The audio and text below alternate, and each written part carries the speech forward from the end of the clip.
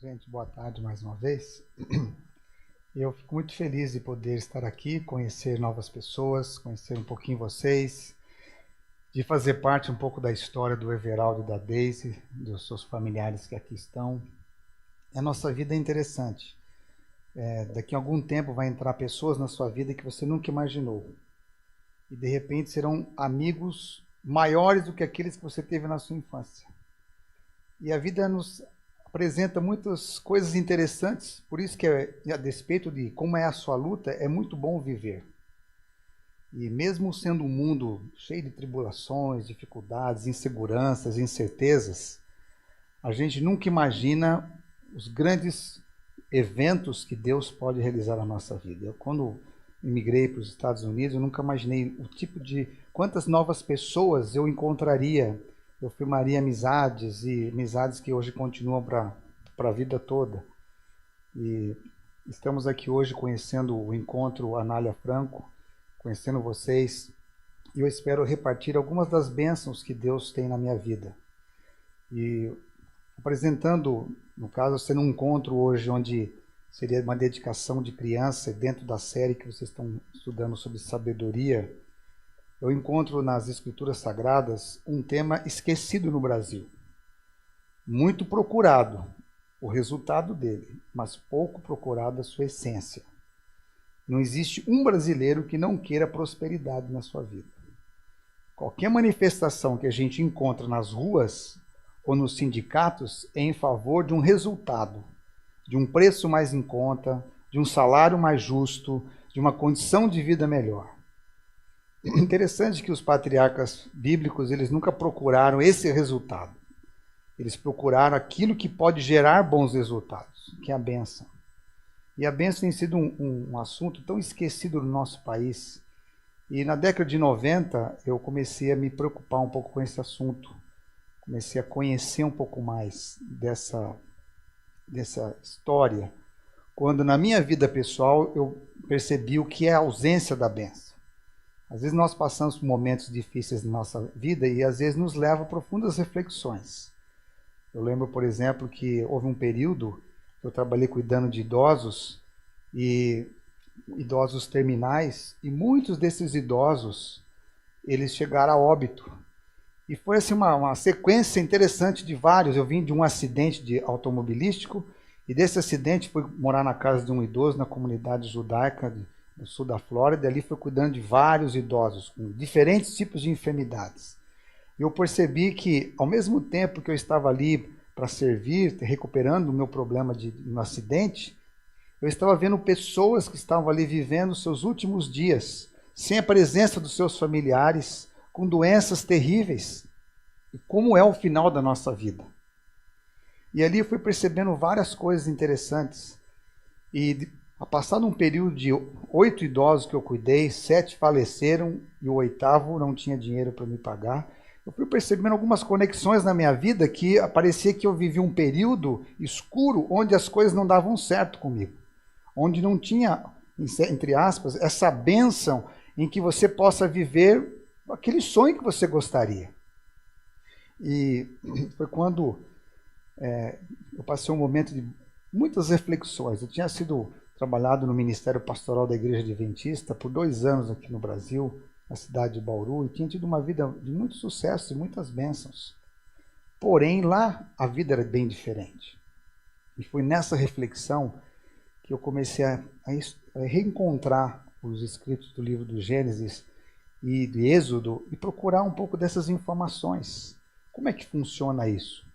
Eu lembro que eu fiz uma oração e pedindo que o Deus eterno ele mostrasse na minha vida algumas situações que precisavam ser mudadas na minha vida, precisavam ser consertadas. Aqui vou repartir uma das histórias que às vezes eu conto, que de repente pode também ser importante na sua vida. Nós temos que, vez ou outra, visitar o nosso passado, eu digo assim, visitar situações que a gente viveu. A gente não pode se concentrar apenas na prosperidade econômica ou apenas uma vida de paz. Eu sei que todo mundo busca a paz, mas a paz ela não deve ser um fim em si mesmo. Existe um propósito para tudo isso. E às vezes a gente, quando tem dinheiro, tem paz, tem casas boas, tem uma profissão, uma carreira interessante, mas ainda falta alguma coisa na nossa vida. E é importante essa visita ao nosso passado para a gente entender que a nossa existência, Deus nos dá muitas oportunidades para restaurar um relacionamento com Ele vivo, real, experimental. Eu lembro que uma das histórias que eu lembrei, quando eu tinha 10 anos de idade, eu estava jogando futebol com alguns amigos, e lá no interior, aqui no interior de São Paulo, na época a gente tinha o costume de brincar de rebatida, não sei se alguém lembra desse período, acho que ninguém tem a minha idade aqui, mas tal da rebatida, e eu lembro que eu dei um chute, a bola passou raspando na trave, e ela foi numa cerca de arame farpado, naquela época era muito conhecido em alguns lugares, e a bola furou. E eu fiquei desesperado com essa bola furada, porque agora eu tinha que restituir essa bola. Então eu cresci numa família que se dava valor às coisas e se valorizava o respeito com as pessoas. Então agora eu estraguei essa bola, eu preciso restituir. Só que eu não tinha dinheiro e tinha muito medo de falar com a minha mãe sobre isso. E com meu pai. E eu pensei assim, como é que eu vou fazer para restituir isso? E eu armei um plano, meus pais na época mexiam com feira, com mercado, e era um período de férias, eu resolvi ir muito cedo para o Ceasa com meu pai achou estranho, porque eu nunca gostava de levantar de madrugada, e eu fui para o Ceasa, fui para a feira e comecei a ajudar os meus pais, e nesse meu plano eu pegava um dinheiro escondido do meu pai. E eu peguei, um dia eu fui numa loja, comprei a bola, devolvi para o menino, e o assunto morreu. Meus pais nunca souberam disso. E a gente pensa, bom, certas circunstâncias elas são coisas da infância, elas não têm muita necessidade de serem consertadas, porque elas são travessuras, são coisas que a gente faz porque a gente é criança e a gente quer resolver os nossos problemas. E nesse ano, já passado praticamente quase 20 anos dessa história, me vem à mente isso, que eu não tinha consertado esse assunto. E se eu quisesse restaurar a compreensão da bênção nas Escrituras, eu precisava colocar em ordem situações da minha vida que nunca tinham sido colocadas. E foi quando eu liguei para os meus pais na época, conversei sobre isso. Eles riram, acharam que isso era uma coisa desnecessária, pedir perdão por isso, mas para a minha pessoa era importante isso. E era importante também eu devolver um dinheiro, uma restituição daquilo que foi feito de errado. Por quê? Porque ali estava sendo construído um caráter, valores. E sabe que algumas fraquezas que a gente tem na infância, elas têm a tendência de percorrer nossa jornada, se elas não forem confrontadas e buscado mudanças em nós. E foi nesse contexto que eu comecei a estudar um pouco mais sobre a bênção. E na década de 2000, esse assunto aflorou melhor na minha compreensão. E essa é uma razão pela qual, ao ser apresentado uma criança hoje à tarde, eu gostaria de chamar a atenção para vocês sobre um caminho, uma vereda antiga, como disse Jeremias. Deus chamou Jeremias e disse assim, Jeremias, se coloque ao caminho e faça um chamado ao povo, para que o povo, se quer ter paz, quer ter entendimento, quer ter a verdadeira prosperidade, ele se ponha ao lado do caminho e pergunte ao Eterno quais são as veredas, os caminhos antigos que nós devíamos andar e nós não estamos andando hoje. A tendência nossa, quando nós estamos numa crise, é apenas enxergar o momento e ver obscuramente o futuro. Mas Deus está chamando a gente para se colocar ao caminho e olhar para trás. Agora, um pouquinho. Quais são os caminhos eternos que eles foram esquecidos na nossa jornada? E um dos caminhos é a compreensão do que é a bênção de Deus. Então, por isso eu gostaria de levar vocês a essa jornada. Um outro fator que me inspirou a esse assunto, houve um tempo que eu trabalhei visitando presídios, e encontrei algumas pessoas até brasileiros que tinham problema com imigração, problema com crime, e descobri uma coisa interessante. No sistema carcerário da Flórida, a maior parte dos detentos, eles são negros. Praticamente 60%. Os outros 30%, um pouco mais, são latinos e brancos. De 60 mil presos na década de 90, apenas 13 judeus estavam presos num sistema carcerário. Isso me chamou muita atenção, e eu fui lendo uma literatura sobre isso, E uma das coisas que nos chama a atenção foi que a incidência, a relação do crime com a ausência do pai, ela é altíssima. Ou seja, as famílias mais estruturadas, onde existe presença do pai e da mãe, e principalmente do pai, o seu papel de sacerdote familiar, de orientador, de rumo norte para a família, ele foi fundamental na vida das comunidades que não têm uma incidência alta no crime. E ela é baixa naqueles que estão hoje encarcerados. E aí isso me leva a pensar uma coisa: por que será que em algumas culturas pessoas se dão bem e outras não? Mesmo não tendo às vezes a compreensão clara sobre o Evangelho. Imagine para aqueles que têm uma compreensão clara do Evangelho, que diferença poderia fazer isso? Então eu convido vocês a gente fazer uma jornada aqui pela Bíblia. Vocês leram aqui nesse guia de mensagem, eu começo com um texto de Provérbios, capítulo 1, verso 7, que diz assim: o temor do Senhor é o princípio do saber, mas os insensatos desprezam a sabedoria e a disciplina. A palavra temor do Senhor é uma palavra muito interessante, porque a palavra temor, ela não significa primariamente medo, mas a primeira definição dela no hebraico quer dizer admiração, encantar-se, maravilhar-se. Então coloque aí: o maravilhar-se do Senhor, o se encantar com Deus, é o princípio da sabedoria. Então veja bem, quando a gente começa a descobrir grandes verdades de Deus nas Escrituras, você se encanta com Deus. Algum tempo atrás, quando me veio à mente, quando eu tive meus primeiros filhos, eu vi algumas coisas interessantes. Por exemplo, num ser humano comum, na sua vida, ele vai ter cerca de 120 mil fios de cabelo na sua cabeça. Ele vai ter o seu coração batendo 100 mil vezes por dia, 3 milhões por mês e 37 milhões de vezes por ano, movimentando 400 litros de sangue por hora. Nós temos cerca de 639 músculos, usamos 72 para falar, 14 para sorrir, 29 para beijar. O nosso cérebro ele ocupa apenas 2% do nosso corpo, ele consome 25% do oxigênio, que viaja a cerca de 385 km por hora. A nossa pele é considerada o maior órgão do nosso corpo, corresponde a 16% do nosso peso e tem o tamanho de 2 metros quadrados. Nós possuímos 33 vértebras, distinguimos 6.850 cheiros diferentes, temos 96.500 quilômetros de veias e artérias. E o estômago de uma pessoa comum chega a receber 2 litros de comida. Alguns de nós já aumentamos isso, mas é 2 litros em média. Então veja bem, quando você olha só para o ser humano, não tem como a gente não se encantar com Deus. Não tem como a gente achar que a gente surgiu de um nada.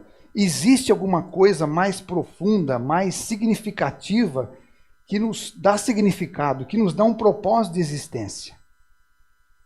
Então, quando a gente fala de temer a Deus, a gente fala de se encantar com Deus e buscar nesse encantamento a sabedoria de Deus.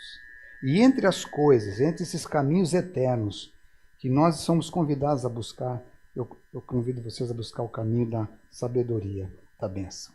O que é a bênção? A palavra bênção é muito usada muito no Antigo Testamento. No Antigo Testamento é barak, no Novo Testamento é eulogel, que é uma palavra grega. No Velho Testamento, essa palavra ela está totalmente relacionada com a aliança que Deus faz primeiramente com o homem e a mulher, e depois com Abraão e seus descendentes, para que eles sejam uma luz à humanidade. Para vocês terem uma ideia, a palavra significa prosperar, algo de grande valor, ser bem-sucedido, ter uma viagem agradável, tomar posse da sabedoria, viver sob a presença de Deus. Abençoar traz a ideia de um filho se ajoelhando e prostrando-se para receber das mãos do pai a sua herança, o seu legado de espiritualidade, os seus valores familiares. Então, a bênção é um dos caminhos eternos de Deus que era muito procurado pelos patriarcas e os seus descendentes. E que hoje ela está muito esquecida no nosso contexto do Brasil e de família. Então, para entender melhor isso, nós temos aqui o capítulo 27 de Gênesis. Gênesis é o livro dos começos e a grande jornada de Deus para ser tornado mais conhecido de nós começa em Gênesis 12, verso 1 a 3. Gênesis 11 é toda uma história de origens de várias coisas, da humanidade, da terra, do pecado, das famílias, reconstrução com Noé e a sua família. Mas 12 é quando Deus pega um casal que morava em Ur dos Caldeus, no sul da Babilônia, na região da Suméria, e diz aqui o verso 1, disse o Senhor a Abraão, sai da tua terra, da tua parentela, da casa do teu pai, e vai para a terra que te mostrarei. E farei de ti uma grande nação, e te abençoarei, e te engrandecerei o nome. Sê tu uma bênção. Abençoarei os que te abençoarem, e amaldiçoarei os que te amaldiçoarem. Em ti serão benditas todas as famílias da terra. O chamado que Deus faz a Abraão é um chamado que está relacionado com a bênção. Bênção, em última instância, significaria que eu, o Eterno, estou presente na sua vida. E através da sua vida, as pessoas serão abençoadas. Você será investido de uma autoridade para abençoar e para amaldiçoar. A sua vida, através da sua vida, a humanidade vai receber a maior dádiva, que é o Messias, que é o ungido de Deus. Então, para que esse mecanismo, você seja esse instrumento de bênção para a humanidade, através de você, é que você vai ser essa bênção para as pessoas. E nós temos aqui muitas coisas sobre a vida de Abraão. Os capítulos seguintes, eles pegam Abraão, o primeiro chamado, com 65 anos de idade. Com 75, ele sai de Harã. Agora o seu pai já é morto, ele sai com o seu sobrinho, eles vão para uma terra que Deus vai mostrar que é a terra de Canaã.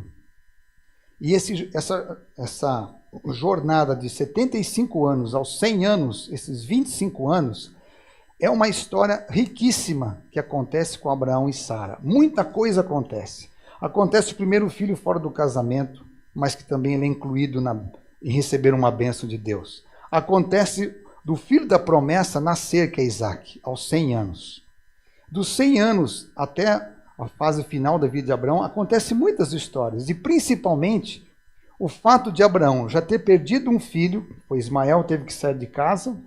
Ele agora tem que levar o seu filho Isaac para o Moriá e ali fazer um sacrifício, onde Deus vai provar a sua fé, quanto que de fato Abraão é amigo do Senhor. E ao mesmo tempo que Abraão tem que fazer isso, ele lembra, mas como que vai ser a bênção prometida na minha descendência se eu vou destruir o descendente? E vocês conhecem um pouco da história, quando Abraão se alegra porque Deus mostra o cordeiro que vai tomar o lugar de Isaac. Por isso que Jesus fala assim, Abraão se alegrou no dia que me viu. Porque na realidade, aquele dia, o cordeiro veio substituir o seu filho. O cordeiro era o próprio Messias que 2000 anos depois estaria sendo imolado no Calvário. Tomaria o lugar de Isaac. E Abraão, ele constrói uma história muito linda. Passado já, Isaac está com 40 anos, chega o momento do casamento. Vocês conhecem um pouco da história, está no capítulo 24 de Gênesis, uma história interessantíssima de um casamento que é dirigido por Deus. E Abraão descansa e vai para o pó da terra. Isaac já agora está adulto. Isaac e Rebeca têm 2 filhos. Esses 2 filhos são gêmeos. E eles estão ali agora para dar continuidade às histórias de Abraão, às histórias de Terá, às histórias de Enoque, às histórias de vários outros descendentes. E é interessante que aqui no capítulo 27, é o capítulo que fala da história de Isaac, abençoa Jacó e Esaú. Aqui está um capítulo que a gente tem que prestar atenção agora. Porque para os antigos, a bênção não era apenas palavras que eu apenas emprego como Deus te abençoe, que você tenha um dia abençoado. Mas a bênção também fazia parte de um ritual importante. Quando o pai chamava o filho e pronunciava determinadas palavras e passava a esse filho a herança, o direito da primogenitura, passava a esse filho a responsabilidade espiritual e sacerdotal da casa, passava para esse filho as histórias e os valores construídos no decorrer da sua jornada. Então, não era apenas algo material. A bênção era algo espiritual que representava o legado que ele recebeu do Eterno, passando adiante para a família. Então, os filhos não brigavam por coisas materiais, por gados e fazendas. Os filhos tinham um maior interesse em receber a parte falada do pai, a mensagem profética do pai através da bênção. E aí entra em contexto essa história. Isaac demorou muito para abençoar os seus filhos, porque ele percebeu algumas deficiências de caráter. Esaú era caçador, era aventureiro, era radical, mas Esaú não tinha uma visão espiritual da vida. Ele não era apegado aos valores dos patriarcas. Não era importante para ele os costumes bíblicos. Esaú contraiu vários tipos de casamento, ele gostava de festas, mas ele não tinha compromisso com as coisas espirituais. Jacó, diferente de Esaú, ele tinha compromisso, ele gostava das coisas espirituais, ele gostava das histórias de família, ele gostava da família, mas Jacó não tinha coragem, ele não era o suficiente corajoso para formar uma família e dar continuidade à história. E você vê um conflito familiar, em que o pai é apegado ao mais velho, Esaú, e a mãe é apegada ao filho menor, vamos dizer, o mais novo, Jacó. E essas preferências familiares geram distúrbio, ao ponto que quando Isaac, já bem idoso, com os olhos escurecendo-se, já quase no final da sua vida, ele diz assim, é hora de dar a bênção, de passar o bastão para o meu filho que vai dar continuidade. Ele chama Esaú e diz assim, diz aqui no capítulo 27, tendo envelhecido Isaque, já não podendo ver, porque os olhos se lhe enfraqueceram, chamou Esaú, seu filho mais velho, e disse, meu filho, respondeu Esaú, aqui estou. Disse-lhe o pai, estou velho e não sei o dia da minha morte. Agora, pois, toma as tuas armas, tua aljava, o teu arco, e sai ao campo, e apanha para mim uma caça. Faze uma comida saborosa como eu aprecio, e traz-me para que eu coma e te abençoe antes que eu morra.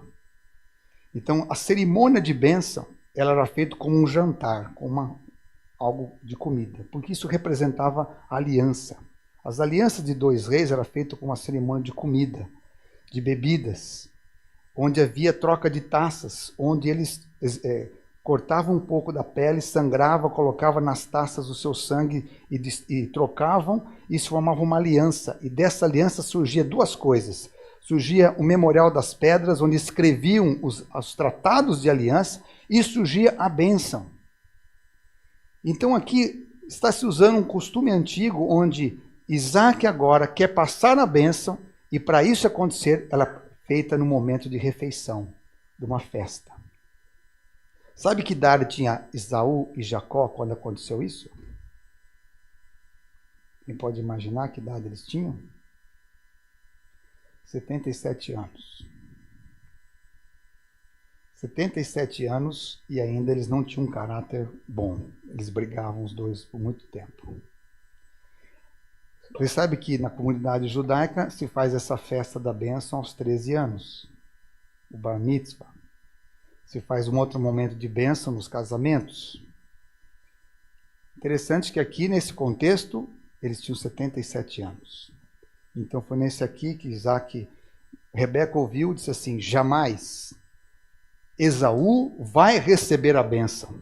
Porque Esaú não tem um caráter nobre, ele não tem excelência para dar continuidade à história dos nossos patriarcas. E você conhece a história, a mãe fez todo um convencimento a Jacó, ele se veste como Esaú, e ele vai. E olha que interessante, aqui no capítulo 27, Jacó foi ao seu pai e disse, meu pai. Ele respondeu, fala, quem és, meu filho? Respondeu Jacó ao seu pai, sou Esaú, teu primogênito. Fiz o que me ordenaste. Levanta-te, pois, assenta-te e come da minha caça para que me abençoes. Interessante que Jacó sabia o valor da bênção. E ele se propõe a enganar o seu pai. mas não perder a bênção. Hoje a gente não dá muito valor para isso. E talvez seja uma das razões pelas quais nós somos uma cultura hoje tão corroída. Se naquele tempo, já com a cultura da revelação de Deus, Esaú, ele tinha essas dificuldades e Jacó teve isso, imagine hoje que nós não temos muito dessa cultura. E aí vocês conhecem que Jacó chega mais perto do pai, o pai tenta colocar a mão, sente o cheiro das vestes de Esaú, fica meio em dúvida, mas ele diz assim, chega perto de mim, verso 25, para que eu coma da caça do meu filho, para que eu te abençoe. E chegou ele, comeu, trouxe-lhe também vinho e bebeu.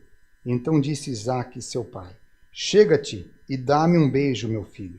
Jacó o beijou, e então o pai aspirou o cheiro da sua roupa e o abençoou, dizendo, então agora isso aqui é importante, veja as palavras que Isaque pronuncia sobre Jacó. Eis que o cheiro do meu filho é como o cheiro do campo, que o Senhor abençoou. Deus te deu orvalho do céu e da exuberância da terra e fartura de trigo e de mosto. Sirvam-te povos e nações te reverenciem. Sê senhor dos teus irmãos, e os filhos da tua mãe se curvem a ti. Maldito seja o que te amaldiçoar, e abençoado o que te abençoar. Uma bênção simples, mas tão significativa que ela está até hoje impregnada no mundo. Mesmo onde você vai encontrar sempre os filhos de Israel dirigindo algum setor da sociedade. Eles foram abençoados por Isaque a Jacó. Isso era algo inegociável. Tempos depois, o Esaú chega. E vocês têm esse verso aqui, ó. Quando ele grita de amargura, quando ele ouve do pai que ele não tem bênção para ele. Ele diz, ao ouvir tais palavras de seu pai, Esaú deu um grito cheio de amargura e disse, abençoa também a mim, meu pai. Interessante que Isaque poderia ter feito assim, não, filho, eu tenho uma bênção especial reservada para você. Ele fala outras palavras, mas a bênção da primogenitura desse legado, ele não tem para Esaú. E se você vai conhecer na história, você vai ver que Esaú ele desprezou as coisas sagradas, por isso ele não teve acesso à principal parte da bênção. Quando a gente olha para a nossa vida, será que a nossa vida, de fato, ela representa essa bênção de Deus? Na sua casa, alguma vez esse assunto foi conversado, foi discutido? Algum momento da sua existência, o seu pai separou um tempo, preparou uma festa, ou pediu para você preparar uma festa e ele declarou uma bênção sobre você? Será que isso poderia fazer diferença na sua vida hoje? Na Bíblia, nós encontramos 4 aspectos por que a bênção, e você pode acompanhar agora aí e completar as frases. Nós temos 4 razões por que a bênção é essencial a uma pessoa. A primeira razão começa no Gênesis capítulo 1. Antes de qualquer palavras que Deus tenha dado ao ser humano, ele descreve no capítulo 1, verso 27, que o homem e a mulher foram feitos à imagem e semelhança de Elohim. Elohim é a palavra plural sobre Deus, representando o Pai, o Filho e o Espírito Santo. Façamos o homem, o ser humano, o terroso, à imagem e semelhança nossa. E aí Deus completa dizendo assim, e abençoou o Senhor dizendo, crescei, multiplicai, enchei a terra, dominai a terra. Tem 5 verbos aí, que corresponde a essa declaração de bênção que Deus dá. É interessante que antes de Deus dar qualquer mandamento, em qualquer momento histórico de início do Gênesis de alguma coisa, ele abençoa. Um exemplo, aqui está na origem do ser humano, ele abençoa. Quando a terra é destruída pelo dilúvio, o primeiro ato de Noé em adorar um altar, o que Deus faz? Deus abençoa. Quando Abraão é chamado, a primeira coisa que Deus faz? Deus abençoa. Quando você vê em Jesus, o sermão de Jesus, O melhor sermão de Jesus registrado quase que totalmente na íntegra é o Sermão do Monte, e Jesus começa de que maneira? Abençoando. Então é uma coisa muito importante para a nossa jornada isso. Porque a primeira razão da bênção, ela indica a nossa identidade. A bênção mostra da onde nós viemos, quem nos criou, a quem pertencemos, qual é a nossa origem. Então, isso revela a nossa identidade como ser humano. A compreensão da nossa identidade ela é tão importante porque ela dá significado em tudo que a gente faz. Ela é o referencial. Quando os patriarcas abençoavam seus descendentes, é para revelar para eles que eles têm uma origem. Vocês vieram das mãos do Criador. Vocês não surgiram do nada. Vocês têm uma história, uma referência. Vocês correspondem ao ato criador de Deus. Deus criou homem e Deus criou mulher, a imagem e semelhança dele.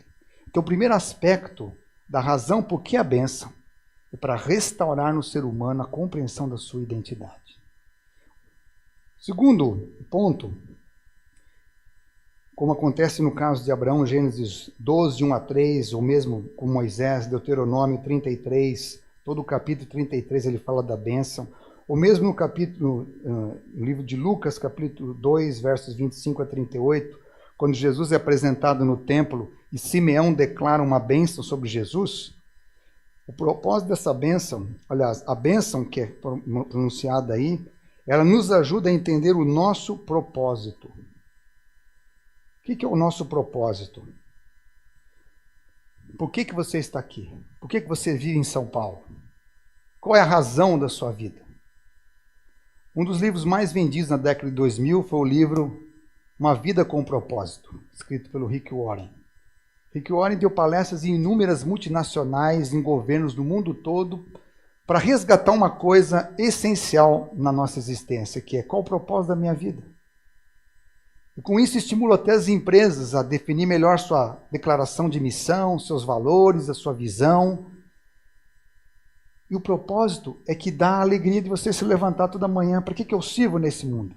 Qual a minha utilidade? Então, a bênção, ela tinha esse papel de lembrar a pessoa que ela tinha um propósito de vida.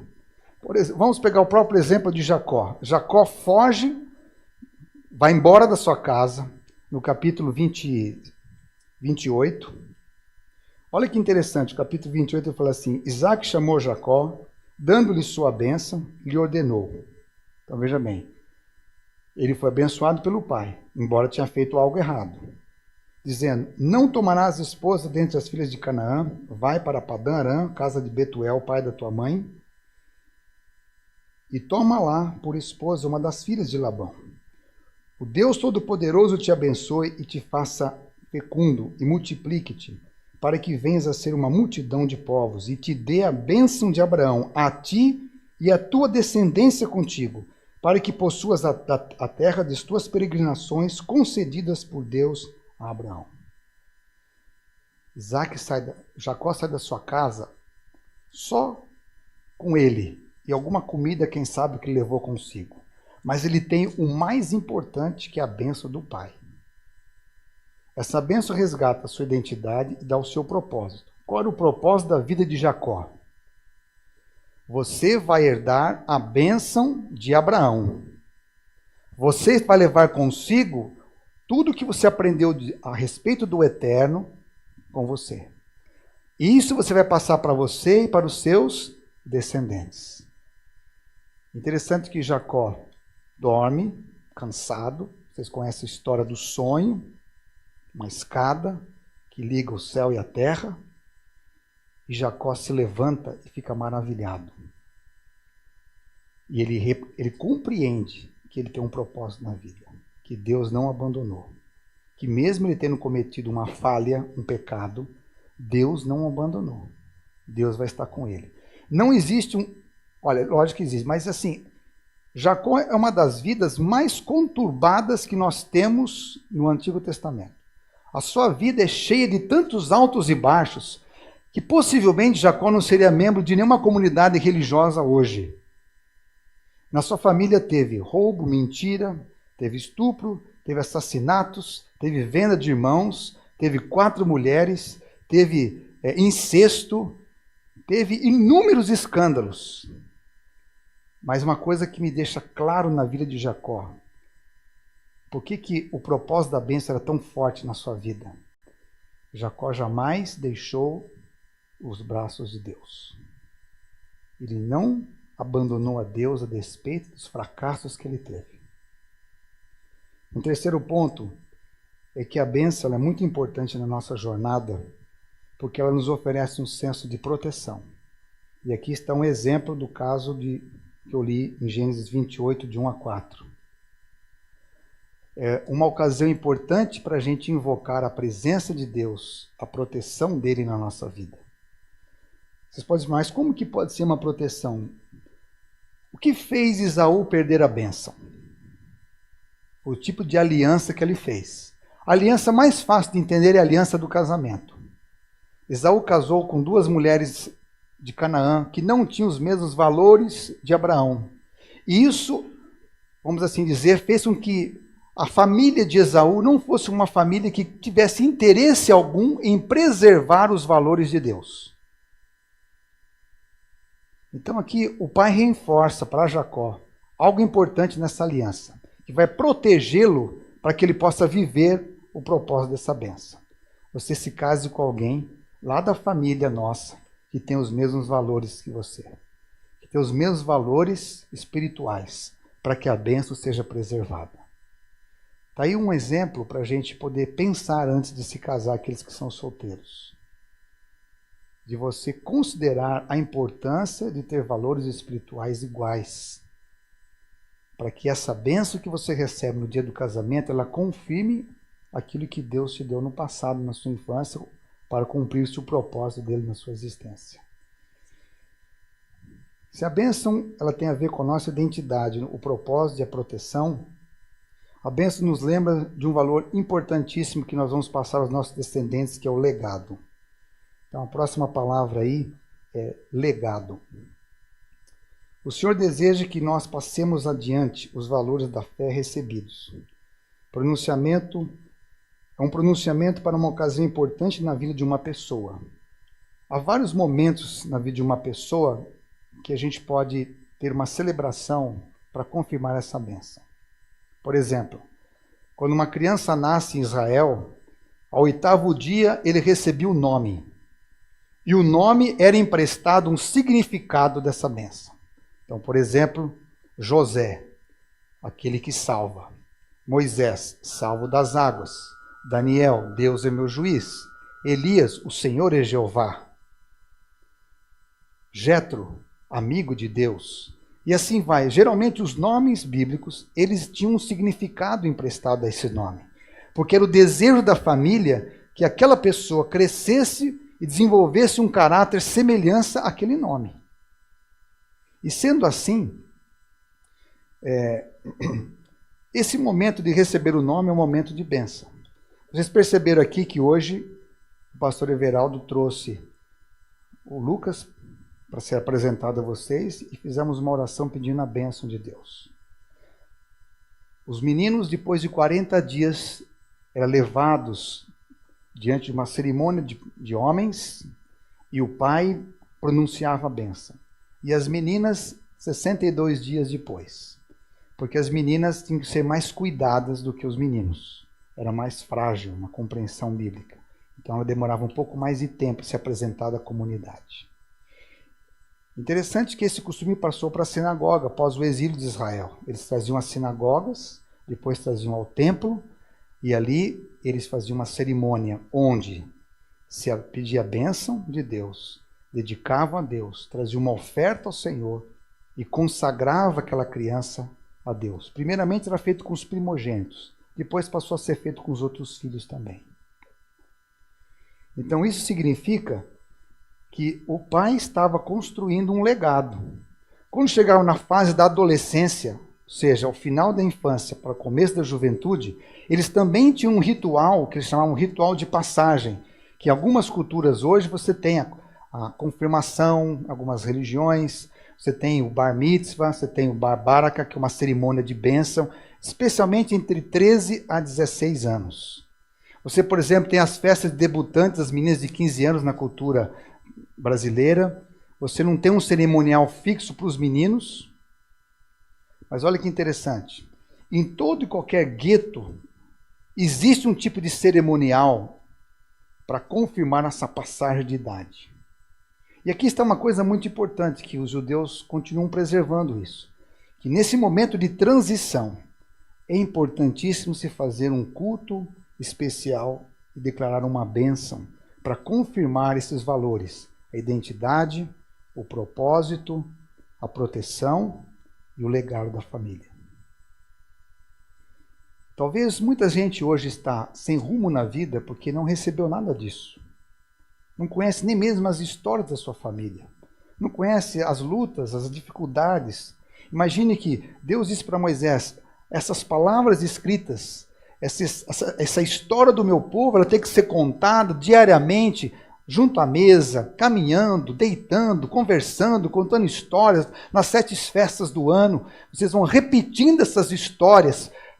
É por isso que algumas culturas, elas têm elas têm uma preservação do elo familiar muito mais forte do que a nossa. E aqui na história, nós temos um outro momento importante, que é o casamento. Hoje muita gente não quer mais fazer casamento nas igrejas. O casamento entrou em um certo declínio. Hoje, praticamente, de 10 pessoas que se casam, 6 ou 7 entram em divórcio. Praticamente uma pessoa se realiza no casamento. Ele é uma instituição desgastada.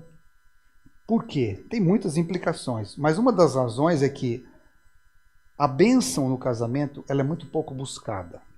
É buscado as fotos, a beleza do evento, buscado a lua de mel, a intimidade, buscado uma festa, os amigos, as luzes. Mas pouca importância tem a bênção e a preparação para receber a bênção.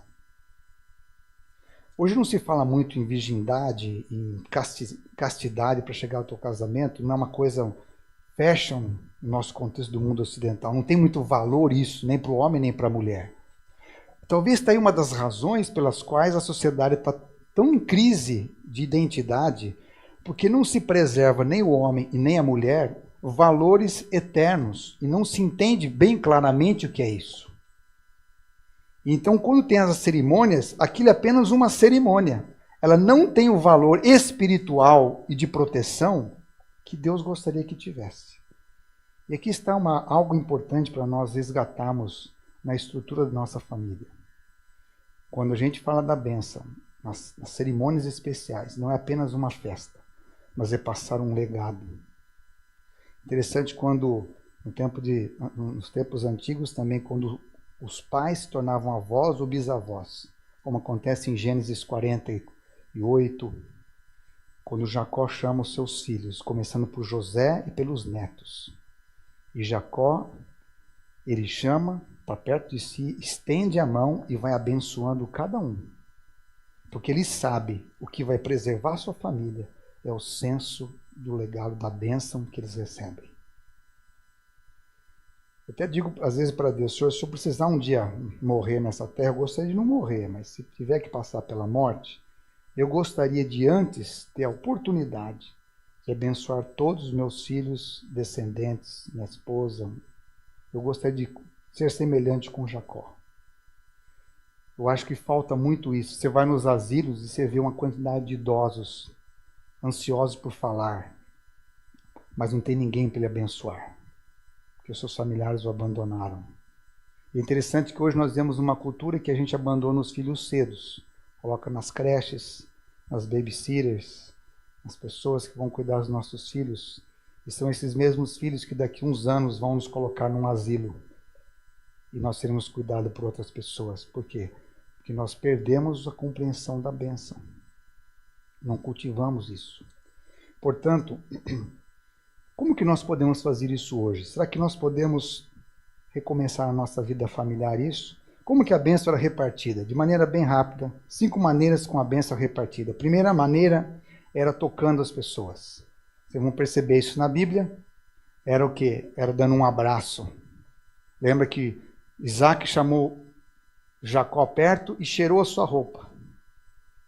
Era como Jesus fazia, pegava uma criança no colo, chegava perto de um doente, um aflito, e colocava a mão sobre a sua cabeça. Então, a bênção ela está relacionada a esse toque, essa aproximação, esse aconchego. Segundo maneira, a bênção era repartida com uma mensagem. Ou seja, não era apenas assim, Deus te abençoe, mas era uma mensagem. Então você percebe aqui, por exemplo, vários tipos de mensagem. No caso aqui de Gênesis capítulo 28, veja qual é a bênção de Isaac para Jacó. Que o Deus Todo-Poderoso te abençoe. Que ele te faça fecundo, ou seja, que ele te faça um homem que produz muitos filhos. Que Deus multiplique a sua família para que venha a ser uma multidão de povos. Você veja que nós chegamos a um ponto na sociedade que as pessoas não querem ter filhos. Porque nós não compreendemos nada sobre a bênção. O mundo ocidental rejeita filhos. Enquanto os árabes, os chineses não podem ter muitos filhos hoje, mas eles por muitos anos tiveram muitos filhos. Os árabes, eles amam ter filhos. E se o mundo não mudar e ficarmos ainda nessa longa jornada de mais uns 100 anos, vocês terão uma mudança muito incrível no nosso país. Muitos árabes, a cultura muçulmana ela vai tomar conta em muitos países porque eles preservam essa compreensão. Quando nós existimos, nós trocamos filhos pelos bens materiais.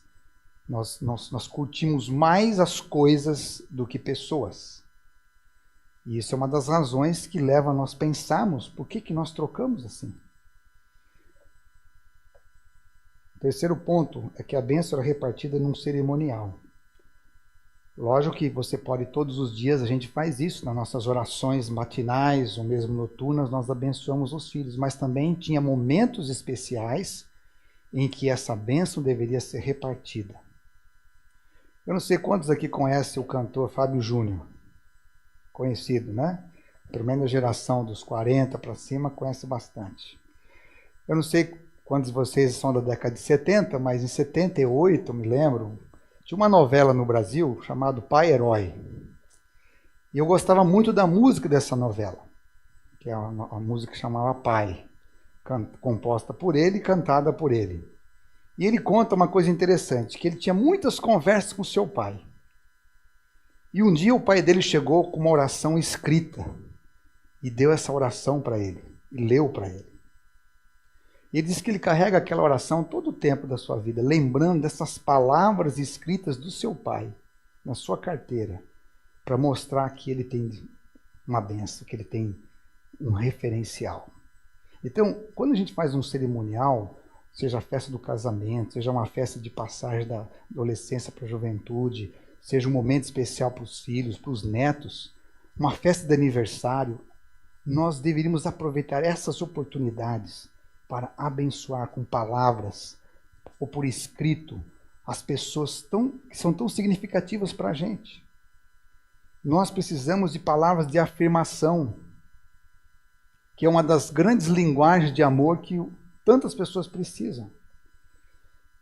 Um outro ponto, número 4, é que toda a bênção, quando repartida, ela continha uma revelação de Deus. Você pode ver isso no próprio Gênesis 12, 1 a 3, quando Deus abençoa Abraão, Deus dá uma revelação para ele. Qual é a revelação? Você sai da sua terra, eu vou ser com você, as famílias da terra serão abençoadas por você e você será uma bênção.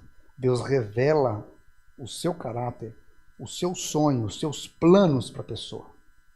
Interessante, no tempo que eu morei na comunidade judaica, eu vi algumas coisas interessantes. Uma delas é que nos cultos de recepção do Shabat, do sábado, eles fazem, o pai faz uma oração e abençoa os filhos naquele desejo que ele tem de ser o profissional. Por exemplo, se ele quer ser um advogado, na oração do Shabat, ele também pede que Deus, o Eterno, o abençoe para que ele seja um grande advogado, um grande estudioso, um grande jornalista, ou que ele possa ter habilidades especiais naquela função.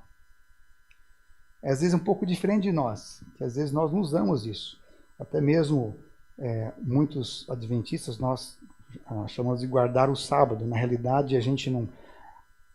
A palavra guardar aqui é conservar o conceito da existência do sábado, de lembrar que Deus é o Criador. Eu não faço culto de pôr do sol, vamos assim dizer, para receber o sábado. Eu faço um culto para relembrar que Deus é o Criador, que é um encontro com o Criador. E dele eu devo repartir as promessas que ele tem. E por último, a bênção, ela pode ter o toque, ter a mensagem, ter cerimonial, ter a revelação da Bíblia, mas se não tiver o compromisso, ela não consegue ser efetivada. E por isso que quem é pai e mãe é ser pai e mãe para todos sempre. O compromisso é por uma vida toda. E foi isso que Jesus disse no final do livro de Mateus. Eis que estou com vocês todos os dias até a consumação dos séculos. Isso é compromisso. Então, nessa tarde, eu pergunto a você, você gostaria de repartir as bênçãos de Deus com outros? Restaurar a vida de outras pessoas? O poder do Evangelho é pegar agora essas promessas eternas e tornar eficaz para cada pessoa. O importante agora não é o meu passado, mas o que eu posso fazer com as informações do presente que eu recebo. Porque as informações da Bíblia têm um diferencial de qualquer outro livro. Elas não são apenas inspiracionais, elas são sobrenaturais. Porque elas transcendem o tempo. E elas têm consigo o poder de Deus. O poder que faz o nosso coração ser transformado, ser mudado. Eu agradeço muito a Deus porque Deus, um dia ele fez isso. E tem feito isso em mim em muitas maneiras, em muitas ocasiões. E nessa tarde eu vim aqui dizer para vocês que o mesmo Deus que cuida de mim, ele também está cuidando de você. E se você observar na sua vida que algo está faltando, se agarre a esse Deus Criador. Como aconteceu no capítulo 32 de Gênesis. Um dia ainda Jacó era Jacó. Ele tinha defeitos de caráter complexos, mas ele compreendia o valor da bênção. E diz que ele passou para reencontrar com o seu irmão no Val do Jaboque, passou todo mundo e ele ficou ali e lutou com o homem. E nós entendemos que esse homem era o anjo do Senhor, que é Jesus Cristo no Antigo Testamento. E já chegava madrugada, chegando amanhã, e o anjo do Senhor disse assim, deixa eu tenho que ir embora. E a clássica declaração e pedido de Jacó, eu não te deixarei ir enquanto você não quer me abençoar. Por que a bênção era tão importante para Jacó?